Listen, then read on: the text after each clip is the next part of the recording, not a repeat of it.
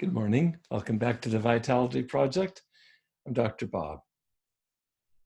Yesterday, we introduced a deeper dive into managing stress in recovery from addiction and simply in life in the context of the current coronavirus pandemic.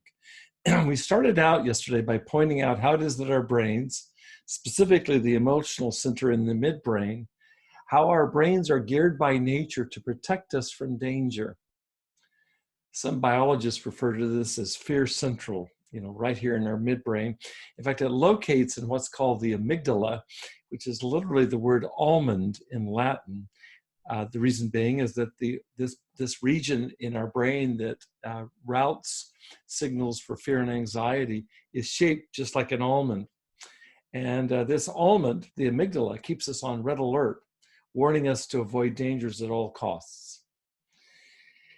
Now, if we move forward in terms of our development as a species, in terms of human evolution, beyond just the midbrain, which is essentially there for survival purposes, we humans have developed a forebrain. It's really what differentiates us from most other species.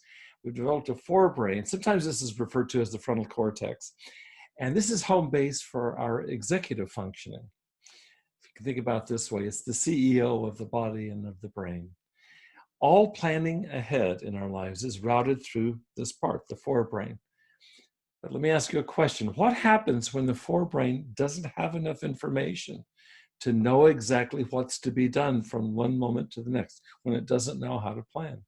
For example, now with the coronavirus, when probably many of us are virtually pinned to the media to find out the latest bits of news, just trying to make sense of what's going on. Well, this is where the midbrain can get stuck in a high stress mode. And this is really the birthplace of anxiety. And really, if you stop and think about who of us right now is without increased anxiety at some level or another, owing to all that's going on with this virus. From years ago, probably 40 years ago, one of the strongest ironclad relationships in my studies in clinical psychology was this one. The correlation between cognitive ambiguity, which is just a fancy word for not having enough information to know what to do next, cognitive ambiguity on the one hand, and raw anxiety on the other. They go literally hand in hand. And I think this puts us right at the seat of a core dilemma that we're all experiencing right now, where our stress systems can get stuck on overdrive, and this stuckness can lead to a radical increase in anxiety. I want to invite you to stay with me these next few days as I continue to unpack not only this problem, which I think is affecting all of us, and certainly potentially, not only psychologically, but I believe also spiritually and physically.